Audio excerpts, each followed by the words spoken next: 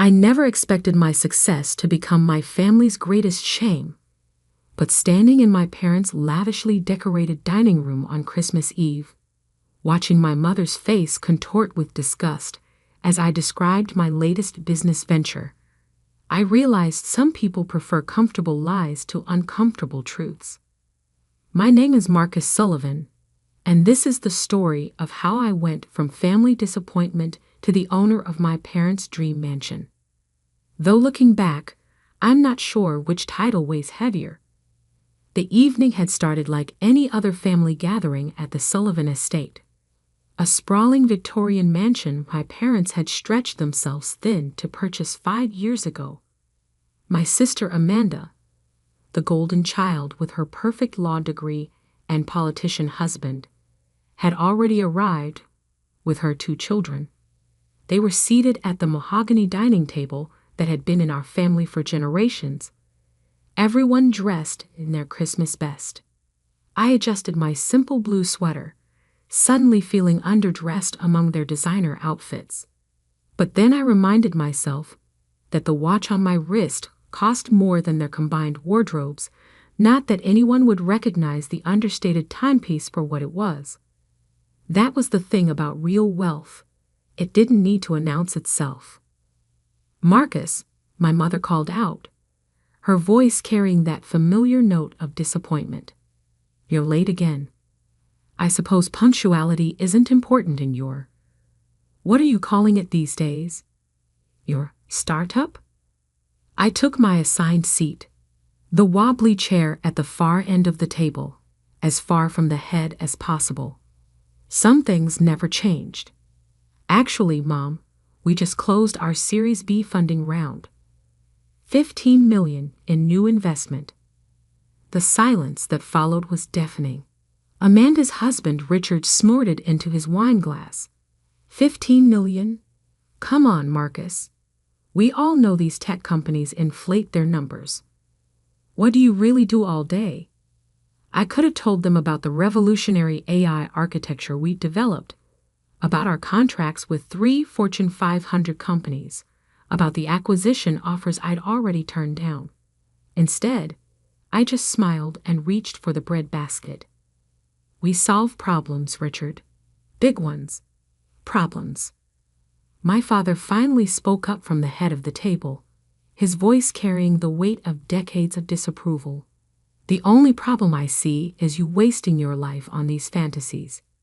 Your sister made partner at her firm this year. What have you achieved?" I watched as Amanda preened under our father's praise, adjusting her perfectly styled hair. "Daddy's right, Marcus. It's time to grow up. I could get you an interview at the firm. Something entry-level, of course. You'd have to work your way up." "That's very kind," I said, cutting into my turkey. "But I'm good where I am." My mother's fork clattered against her plate. "Good? Good? You live in that tiny apartment, drive that old car, and wear the same clothes year after year. How is that good?" What they didn't know was that my tiny apartment was actually the entire top floor of one of the city's most exclusive buildings. My old car was a deliberately understated luxury model with custom engineering. And my same clothes were handmade by artisans who didn't advertise their work with logos or labels. But before I could respond, Richard jumped in. "I heard through some contacts that your company's burning through cash. No real revenue, just fancy presentations and big promises. Classic tech bubble stuff." I raised an eyebrow. "Your contacts?" "I have friends in venture capital," he boasted, straightening his tie. "They say your whole sector is about to crash. Smart money's getting out." I had to suppress a laugh. The smart money he was referring to was likely the Mills Brothers Fund, the same one that had practically begged to lead our latest funding round. I turned them down, preferring to work with investors who actually understood our technology. "Richard," I said calmly, "maybe your friends should do better due diligence." My mother slammed her hand on the table, making the crystal glasses jump. Stop it. Stop pretending to be successful. You're just a useless dreamer, living in a fantasy world, while your sister actually makes something of herself. Dad nodded along, his face stern. Your mother's right. This has gone on long enough. Either get a real job, or stop coming to these family events. We can't keep watching you throw your life away. I looked around the table, at my father's expensive watch, my mother's new jewelry, Amanda's designer dress. All the trappings of wealth they could barely afford, bought with credit and appearances to keep up with the neighbors.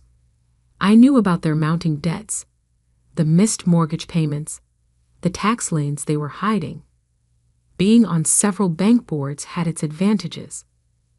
Maybe you're right, I said quietly, standing up. Maybe it's better if I stop coming around for a while. Finally, my mother sighed. He sees reason. I walked to the door, then paused. Oh, and Mom, Dad, you might want to check your mailbox more carefully. Those certified letters from the bank usually contain important information. Their faces paled slightly, but I was already walking out, closing the heavy front door behind me. As I got into my old car, I pulled out my phone and sent a quick text to my CIO. Start the process. Everything we discussed. They had no idea what was coming. But in 3 months, they'd learn exactly how useless their son really was. I pulled away from the mansion, watching it shrink in my rearview mirror. Soon, it would have a new owner. And the real estate agent's call would just be the beginning of their education about success, appearance, and the true meaning of value. Sometimes the best revenge isn't about destroying someone's world. Sometimes it's about letting them destroy it themselves, then buying the pieces at market value. The Christmas lights twinkled mockingly in the distance as I drove home to my tiny apartment, already anticipating the meeting with the bank's foreclosure department scheduled for the new year. After all, what's the point of being a useless dreamer if you can't make a few dreams come true? And this one was just getting started. January arrived with a flurry of certified letters to the Sullivan Mansion. Each one bore the same message. The grace period was over. My father had leveraged everything to maintain their lifestyle. The house, their retirement accounts, even Amanda's trust fund. Now it was all coming due. I watched from my office on the 47th floor as my plan unfolded. The view of the city stretched out before me, snow falling softly on the streets below. My assistant, Sarah, entered with a stack of reports. The bank board approved your proposal unanimously, she said, placing them on my desk. They were quite impressed by your strategy for handling distressed luxury properties. I nodded, scanning the documents. And the other matter? Your sister's law firm just lost their biggest client. Apparently, someone convinced their entire tech division to switch legal representation. Sarah's lips twitched slightly. Their partner track might be experiencing some delays. I leaned back in my chair, thinking about Amanda's smug face at Christmas dinner. She'd been so certain of her superiority, never suspecting that her precious law firm depended heavily on clients who respected my opinion. My phone buzzed. A text from Richard. Need to talk. Urgent. Financial matter. I ignored it, just as I'd ignored the last dozen messages from various family members. Instead, I pulled up the real estate listings on my laptop. The Sullivan Mansion, once the crown jewel of Oakwood Heights, was now featured prominently in the distressed properties section. 3 weeks after Christmas, my mother tried a different approach. I found her waiting in my company's lobby, dressed in her finest outfit, pretending she just happened to be in the area. Marcus, she said, trying to hide her shock at the sleek, modern office space. "Why haven't you returned our calls? We're family." I gestured for her to follow me to my private conference room, glass-walled, overlooking the city center.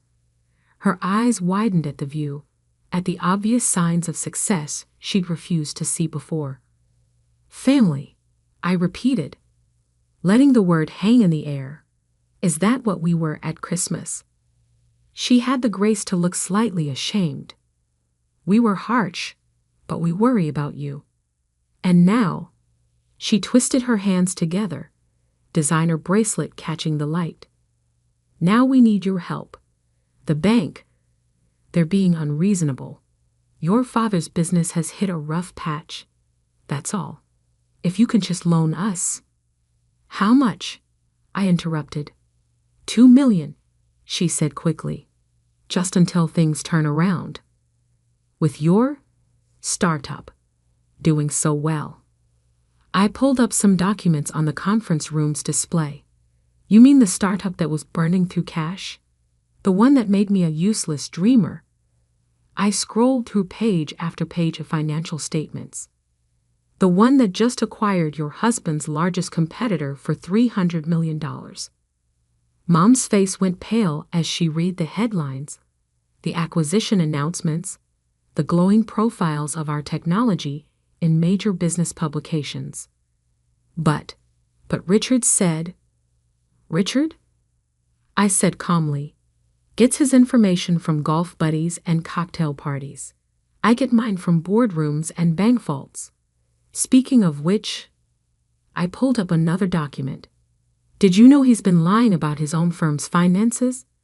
That bonus he's been bragging about. It bounced. Twice." She sank into one of the leather chairs, her carefully constructed world crumbling. "Marcus, please. We're about to lose everything." "No, Mom. You're about to learn the difference between appearing successful and being successful." I stood up, straightening my custom-made jacket. "The bank's foreclosure proceedings will continue. I suggest you start looking for a new place to live." "We'll be homeless," she cried. "Oh, I doubt that. Amanda's condo has a spare room, doesn't it? Though you might find it a bit cramped." I smiled, remembering all her comments about my tiny apartment. "Now, if you'll excuse me, I have a meeting with some venture capitalists. Real ones, not Richard's golf buddies." After she left, I called my real estate agent. "How's the Sullivan property looking?" "Bank's putting it up for auction next month. Given the market conditions and the property's issues, it should go for well below market value." "Perfect. Have everything ready. And make sure the purchase is made through one of our subsidiary holding companies. I don't want my name appearing until exactly the right moment." February brought record snowfall and a cascade of financial disasters for my family. Dad's business contracts dried up as word spread about his financial troubles. Amanda's partner track derailed as her firm struggled with departing clients. Richard's golf club quietly revoked his membership over unpaid dues. I watched it all from a distance, receiving regular updates, but never responding to their increasingly desperate messages. Each one reminded me of different Christmas dinners, different insults, different moments of dismissal and derision. The foreclosure notice appeared in the local paper on a Tuesday. By Wednesday, my mother had called 17 times. On Thursday, my father swallowed his pride and came to my office. He looked older, grayer, the weight of his collapsing empire evident in the slump of his shoulders. "Son," he said, the words sounding foreign on his lips. "I know we've had our differences." "Differences?" I kept my voice neutral. "Is that what we're calling it now?"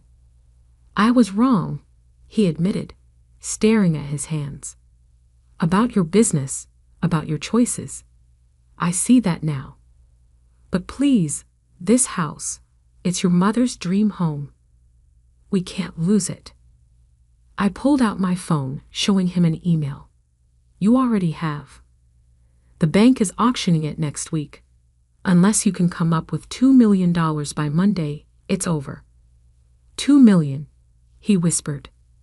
The same amount your mother asked to borrow. Interesting coincidence, I agreed. Unfortunately, my company has already allocated those funds to a different real estate investment. His eyes narrowed. You're buying properties now? Among other things, it's amazing what you can do with actual revenue and solid business fundamentals.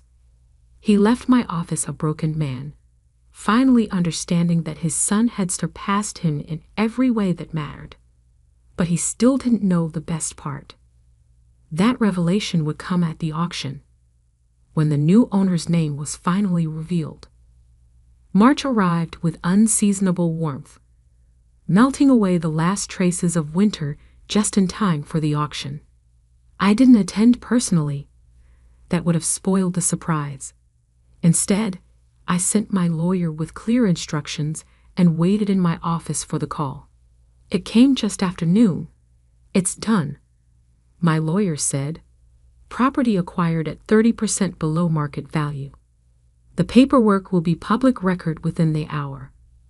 I smiled, imagining the scene that would unfold when my family's realtor saw the name on the deed. Sometimes the best revenge isn't just about winning. It's about teaching a lesson that can never be forgotten. And this lesson was about to hit home in the most literal way possible. The meeting was scheduled for 3 p.m. at Maxwell and Associates Real Estate. My family had no choice but to attend. The bank required all parties to be present for the final property transfer. I arrived early, parking my old car where I could watch them arrive. Amanda came first, her designer clothes now looking slightly worn, her perfect hair showing traces of gray she couldn't afford to cover anymore. Richard skulked in behind her, his former swagger replaced by a nervous twitch. My parents arrived last, Mother dabbing at her eyes with a monogrammed handkerchief, Father looking like he'd aged a decade in 3 months. I waited until they'd all gone inside before following. The receptionist recognized me immediately. After all, I owned the building through one of my holding companies. They're in the main conference room, Mr. Sullivan, she said quietly. Everything's prepared exactly as you requested. Jessica Maxwell, the real estate agent, was already midway through her presentation when I slipped into the back of the room. None of my family members turned around. They were too focused on the documents being displayed on the screen, papers that would officially transfer their beloved mansion to its new owner. As you can see, Jessica was saying, the property was purchased at auction by Horizon Ventures LLC, a subsidiary of. She stopped, finally noticing me. Oh, Mr. Sullivan, I didn't realize you'd be joining us personally. 4 heads whipped around, faces showing various stages of shock and confusion. Marcus, my mother whispered. What are you doing here? I walked to the front of the room, each step measured and deliberate. Please continue, Jessica. You are about to explain who purchased the property. She nodded, clicking to the next slide. As I was saying, the property was purchased by Horizon Ventures LLC, a subsidiary of Summit Innovation Group, whose CEO and majority shareholder is. She paused, letting the moment build, Marcus Sullivan. The silence that followed was absolute. I could almost hear the pieces clicking into place in their minds. Richard found his voice first. You bought the mansion? Actually, I said, settling into the chair at the head of the table, my father's usual position. I bought a distressed property at market value. The fact that it happens to be your mansion is merely an interesting coincidence. But, Amanda's voice cracked. But how? Your startup. My company. I corrected her. which is now valued at just over $1 billion, thanks to our recent technological breakthroughs and strategic acquisitions, including, I believe, your law firm's largest client. Her face went pale as she finally made the connection. You were behind that? Along with Richard's club membership being revoked, Dad's contracts drying up, and several other recent developments. I spread my hands. Amazing how many doors open when you actually build something of value instead of just pretending to be valuable. My father's face had turned an interesting shade of red. This is revenge, then, for Christmas? Revenge? I laughed softly.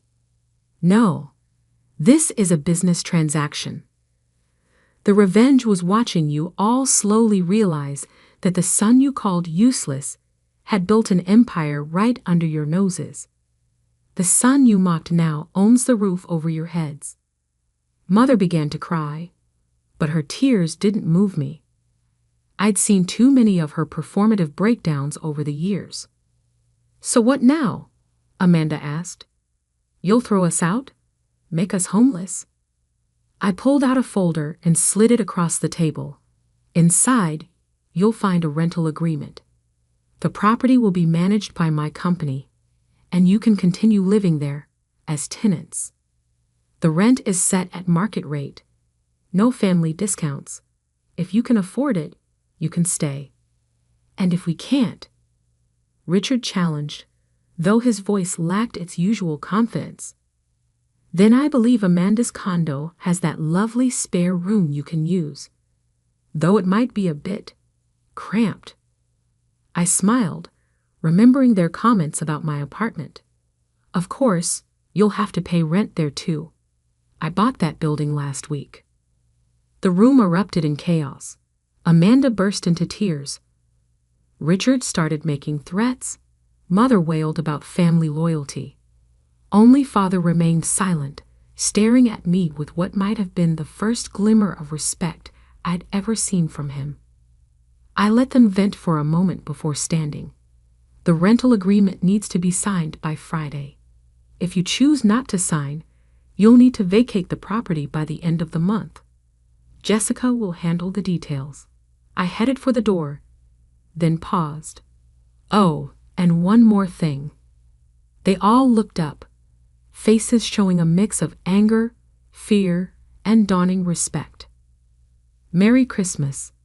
A bit late, I know, but better than never, just like recognizing someone's true worth. The door clicked shut behind me, cutting off their responses. In the lobby, I nodded to the receptionist and stepped out into the spring sunshine. My phone was already buzzing with messages, probably more pleas and accusations from family members. I turned it off. Instead of heading back to my office, I drove to the mansion. The grand old house stood exactly as it had that Christmas night. But now I saw it differently. Not as a symbol of my family's rejection, but as a monument to how far I'd come. I parked in the circular driveway and walked up to the front door, inserting my new key. The foyer echoed with my footsteps as I wandered through the rooms, memories mixing with possibilities. In the dining room, I stopped at my old seat, the wobbly chair at the far end of the table. Taking out my phone, I sent a quick text to my assistant. Have the entire house remodeled. New furniture, new everything. But keep one piece, the wobbly chair at the end of the dining table. Frame it and put it in my office. Sometimes success isn't about proving others wrong. It's about proving yourself right. And sometimes the best revenge isn't about making others lose everything. It's about showing them exactly what they failed to see. As for my family, they signed the rental agreement on Friday. Now they live in my house, drive past my company's headquarters, and wake up every day to fresh reminders that the useless dreamer they mocked owns the world they thought they ruled. But the biggest change wasn't in their circumstances, it was in their eyes. Gone was the contempt, the dismissal, the casual cruelty. In its place was something new, understanding. Understanding that success isn't about appearances or pretense. It's about building something real, something valuable, something that lasts. And in the end, that understanding was worth more than any mansion could ever be. These days, when I host family dinners in my newly remodeled mansion, everyone gets comfortable chairs. Everyone, that is, except for the empty wobbly chair at the far end, kept as a reminder that sometimes the person you put in the worst seat at the table might just end up owning it. And for a useless dreamer, that's not a bad ending at all.